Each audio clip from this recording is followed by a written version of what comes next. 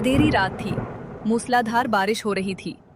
राजेश अपनी पत्नी और दोनों मासूम बेटियों के साथ एक रिश्तेदार की शादी से अपने गांव लौट रहा था। तभी तेज बारिश की वजह से बस फिसल गई और गहरी खाई में जा गिरी। इस भयानक हादसे में कई यात्रियों की मौके पर ही मौत हो गई, जिनमें राजेश भी था। बुरी तरह घायल उसकी पत्नी ने अपनी दोनों बेटियों का हाथ कसकर थामा और टूटती हुई आवाज में कहा, बेटियों, हमेशा सच का साथ देना, कभी हिम्मत मत हारना और मेहनत पर भरोसा रखना। एक दिन यही मेहनत तुम्हें दुनिया में पहचान दिलाएगी। इतना कहकर उसने भी आखिरी सांस ली। राजेश और उसकी पत्नी को इस दुनिया से गए पूरा 1 महीना बीत चुका था। दोनों बहनें घर के एक कोने में चुपचाप बैठी थीं। तभी अचानक दरवाजे पर दस्तक हुई।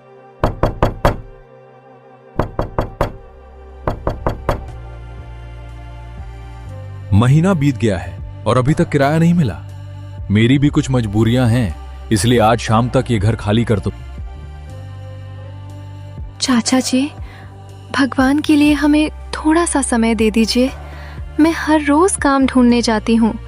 जैसे ही मुझे काम मिल जाएगा, मैं आधा किराया तुरंत दे दूंगी, बाकी भी जल्द चुका दूंगी। सिर्फ वादों से मेरा काम नहीं चलेगा। मैं आज रात से पहले ये घर किसी और को देना चाहता हूँ।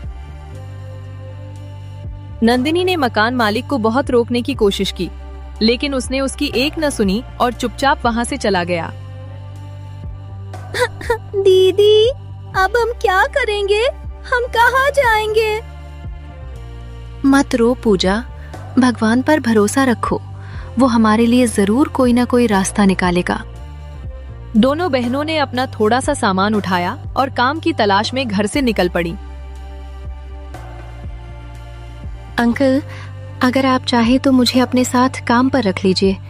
मैं खाना बनाने में आपकी मदद कर दूंगी। मैं बहुत मेहनत करती हूँ। जा जा बेटी, अपना रास्ता देख। ये काम तुम्हारे बस का नहीं है। कभी चूल्हा भी झुलस रहा है। तुम्हें चाय बनानी भी नहीं आती होगी और चली आई मेरे साथ खाना बनाने। अंकल, एक बार मौका देकर तो देखिए। मेरे पास समय नहीं है, जाओ कहीं और जाकर काम ढूंढो। नंदिनी सुबह से हर जगह काम मांग रही थी, लेकिन हर बार उसे सिर्फ मायूसी ही मिली। थोड़ी दूर राजेश जी के पुराने दोस्त काका जी चुपचाप ये सब देख रहे थे। हाय राजेश, काश आज मैं तुम्हारी बेटियों के लिए कुछ कर पाता। धीरे धीरे पूरे पहाड़ी इलाके में अंधेरा छा चुका था। थकी हारी दोनों बहनें चलते चलते पहाड़ की तलहटी में बनी एक प्राकृतिक गुफा तक पहुंच गईं। रात बिताने के लिए उस गुफा के अलावा अब उनके पास कोई और सहारा नहीं था। दीदी, क्या हम आज रात यहीं रहेंगे? हाँ पूजा, अभी हमारे पास कोई और रास्ता नहीं है। बस आज की रात यहीं बिता लेते हैं। दोनों बहनों ने गुफा के एक कोने को साफ किया, अपना सामान एक तरफ रखा और थककर वहीं बैठ गईं। इसी गुफा को दोनों बहनों ने अपना अस्थायी ठिकाना बना लिया। अगली सुबह नंदिनी काम की तलाश में निकल गई, जबकि पूजा गुफा में उसका इंतजार करने लगी। कुछ ही दिनों बाद नंदिनी को गांव के एक घर में काम मिल गया। घर की मालकिन उससे पूरे दिन खूब काम करवाती, लेकिन बदले में बहुत ही कम पैसे देती थी। उन्हीं थोड़े से पैसों से दोनों बहनों का गुजारा बड़ी मुश्किल से हो रहा था।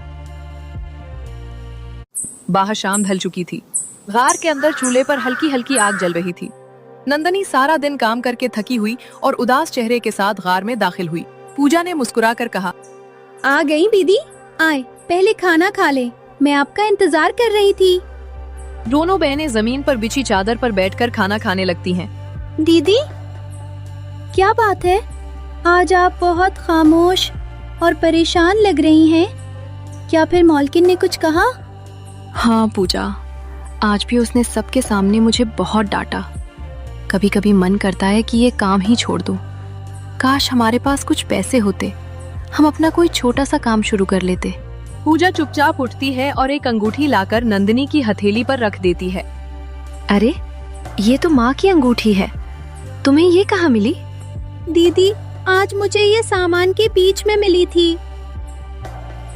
दीदी, अगर हम इस अंगूठी को कुछ दिनों के लिए गिरवी रख दें, तो हमें अपना काम शुरू करने के लिए पैसे मिल जाएंगे। नहीं पूजा, ये माँ की आखिरी निशानी है। मैं इसे गिरवी भी नहीं रख सकती। दीदी, माँ हमेशा कहती थी अपनी मेहनत पर भरोसा रखना। मुझे याद है माँ जैसे स्वादिष्ट समोसे, पकौड़े और तीखी चटनी बनाती थी। मुझे पूरा भरोसा है कि आप भी बिल्कुल वैसे ही स्वादिष्ट समोसे, पकौड़े और तीखी चटनी बना सकती हैं। हम अंगूठी बेचेंगे नहीं, सिर्फ कुछ दिनों के लिए गिरवी रखेंगे। जैसे ही हमारा काम चल पड़ेगा, सबसे पहले हम माँ की अंगूठी वापस ले आएंगे। मुझे यकीन है ऊपर वाला हमारा साथ जरूर देगा। अगर तुम्हें मुझ पर इतना भरोसा है तो मैं भी हार नहीं मानूंगी। हम मेहनत करेंगे और सबसे पहले माँ की ये। अगली सुबह दोनों बहनें दिल में ढेर सारी उम्मीदें और आंखों में अनगिनत सपने लिए गुफा से निकली। नंदिनी ने माँ की अंगूठी अपनी मुट्ठी में कसकर पकड़ रखी थी और पूजा चुपचाप उसके साथ चल रही थी। कुछ देर बाद दोनों मोहल्ले की पुरानी ज्वेलर की दुकान पर पहुंच गईं। नंदिनी कांपते हाथों से अंगूठी काउंटर पर रख देती है। अरे बेटा, क्या तुम दोनों राजेश जी की बेटियां हो? जी काका जी, हम उन्हीं की बेटियां हैं। हालात ने हमें बहुत मजबूर कर दिया है। हम ये अंगूठी कुछ दिनों के लिए गिरवी रखना चाहते हैं। बेटा, तुम्हारे पिताजी बहुत नेक और ईमानदार इंसान थे। उन्होंने हमेशा ईमानदारी और इज्जत से जिंदगी जी। मुझे यकीन है उनकी बेटियां भी अपनी मेहनत से अपनी तकदीर बदलेंगी। काका जी, आपसे एक विनती है। ये हमारी माँ की आखिरी निशानी है। कृपया इसे बेचिएगा मत। जैसे ही हमारा काम चल पड़ेगा, हम आपके सारे पैसे लौटा देंगे और अपनी अंगूठी वापस ले जाएंगे। बेटी, चिंता मत करो। ये अंगूठी मेरे पास अमानत की तरह सुरक्षित रहेगी। मैं तुम्हारा इंतजार करूंगा। जब भी तुम पैसे लेकर आओगी, ये अंगूठी तुम्हें वापस मिल जाएगी। ये कहते हुए नंदिनी की आंखें आंसुओं से भर गईं। उन्होंने अंगूठी के बदले मिले पैसे लिए और एक नए सपने के साथ दुकान से बाहर निकल गईं। ज्वेलर की दुकान से पैसे मिलने के बाद दोनों बहनें बाजार पहुंच गईं। उन्होंने आलू, मैदा, प्याज, हरी मिर्च, हरा धनिया, पुदीना, अदरक, लहसुन, मसाले, इमली, तेल, चाय पत्ती, दूध, चीनी और बाकी जरूरी सामान खरीद लिया। दीदी, सारा सामान तो आ गया, लेकिन ठेला कहाँ से आएगा? फिक्र मत करो पूजा, ऊपर वाला जरूर कोई ना कोई रास्ता निकाल देगा।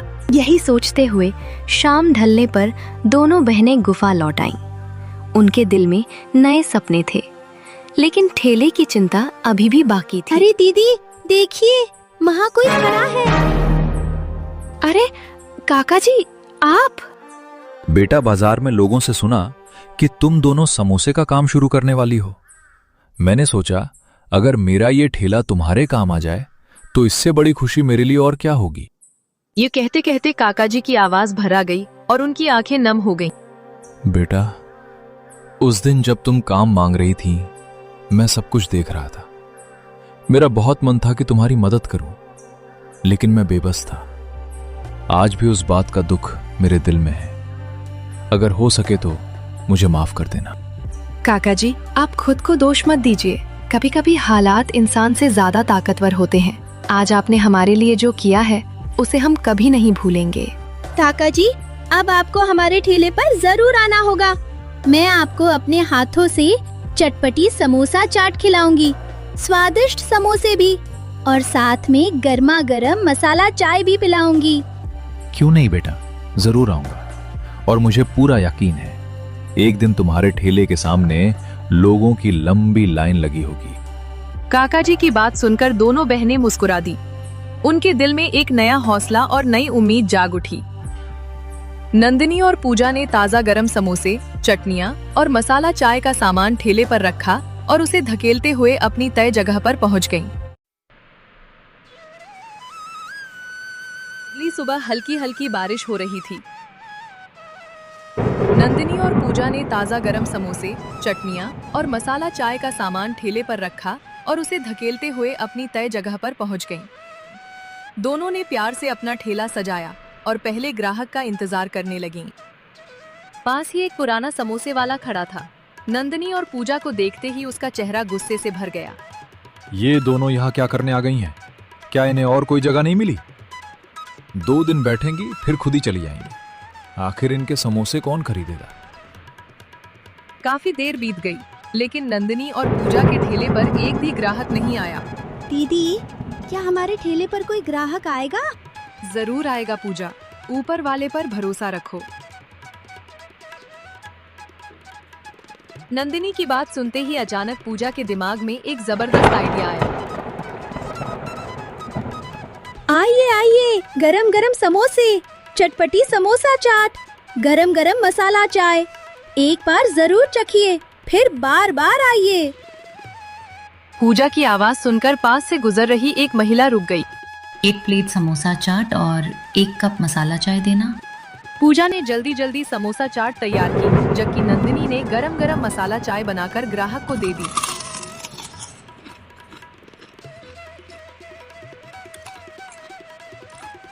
वाह, क्या जबरदस्त स्वाद है!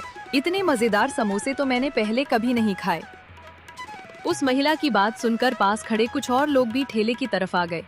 किसी ने समोसे मंगाए, किसी ने समोसा चाट और किसी ने गरम गरम मसाला चाय। देखते ही देखते एक ग्राहक 2 बन गया, 2 से 4 और फिर नंदिनी और पूजा के ठेले पर लोगों की लाइन लग गई। शाम होने में अभी कुछ समय बाकी था, लेकिन नंदिनी की सारी चटपटी समोसा चाट और गरम गरम मसाला चाय पहले ही खत्म हो चुकी थी। दूसरी तरफ पुराने ठेले वाले के ज्यादातर समोसे अभी भी वैसे ही पड़े थे। बहन, कल भी जरूर आना, ऐसे मजेदार समोसा चाट हमने पहले कभी नहीं खाई। नंदिनी और पूजा खुशी खुशी अपना खाली ठेला लेकर वापस चल पड़ी। ये दोनों तो मेरा पूरा कारोबार ही बर्बाद करके चली गईं। इतने में पहाड़ी पर बने ढाबे का मालिक भी नीचे उतरकर उसके पास आ पहुंचा। उसके चेहरे पर भी चिंता साफ दिखाई दे रही थी। अगर उन दोनों बहनों का कारोबार ऐसे ही चलता रहा तो हमारा कारोबार तो पूरी तरह ठप हो जाएगा। बात तो आपकी सही है, फिर क्या करें? क्यों ना ऐसा कुछ किया जाए कि वे दोनों खुद ही ये जगह छोड़कर भाग जाएं। यही ठीक रहेगा, फिर सारा कारोबार दोबारा हमारा हो जाएगा। दोनों वहीं खड़े एक खतरनाक साजिश सोचने लगे, जबकि नंदिनी और पूजा को आने वाले खतरे की जरा भी खबर नहीं थी। पहले ही दिन की कामयाबी ने नंदिनी और पूजा के चेहरों पर खुशी बिखेर दी थी। दीदी, आज का दिन तो बहुत अच्छा था। हाँ पूजा, अगर हम ऐसे ही मेहनत करते रहें तो एक दिन अपना छोटा सा घर भी जरूर बना लेंगे और मम्मी पापा का सपना भी पूरा करेंगे। यही खूबसूरत सपने आंखों में लिए दोनों बहनें सुकून से सो गईं। लेकिन उन्हें क्या पता था कि उसी रात कोई उनकी खुशियां छीनने की साजिश रच रहा था। अगले ही पल दोनों सीधे थाने पहुंच गए। ढाबे वाले का एक जान पहचान वाला पुलिस अफसर अपने कमरे में बैठा था। नमस्ते साहब, एक जरूरी काम था इसलिए आपसे मिलने आए हैं। नमस्ते, हाँ बताइए क्या बात है? साहब, सड़क किनारे 2 लड़कियां ठेला लगाकर बैठी हैं। उनकी वजह से हमारा कारोबार बिल्कुल खत्म होता जा रहा है। अगर आप उन्हें वहां से हटा दें तो हम भी आपका पूरा ख्याल रखेंगे। अगर वे कोई गैर कानूनी काम कर रही होती तो मैं जरूर कार्रवाई करता, लेकिन सिर्फ इसलिए कि उनका कारोबार अच्छा चल रहा है मैं उन्हें वहां से नहीं हटा सकता।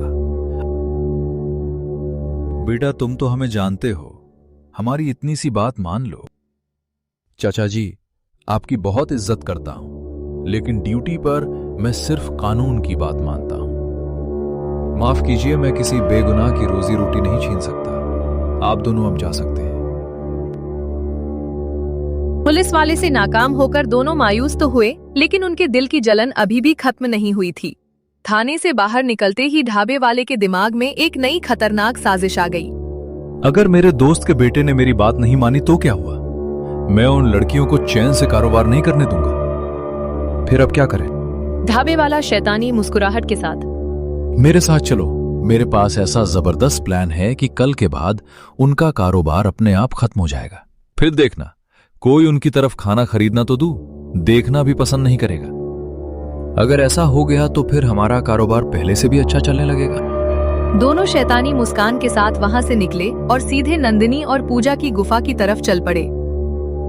अंधेरे का फायदा उठाते हुए दोनों घरार में घुसे। खाने के सामान के साथ साजिश के तहत छेड़छाड़ की और किसी को खबर हुए बगैर वहां से निकल गए, जबकि नंदिनी और पूजा को इस साजिश की जरा भी खबर न थी। अपनी साजिश मुकम्मल करके जैसे ही दोनों गार से निकले, कुक्का जी की नजर उन पर पड़ गई, मगर उन्होंने उसे मामूल की बात समझा और खामोशी से वहां से चले गए।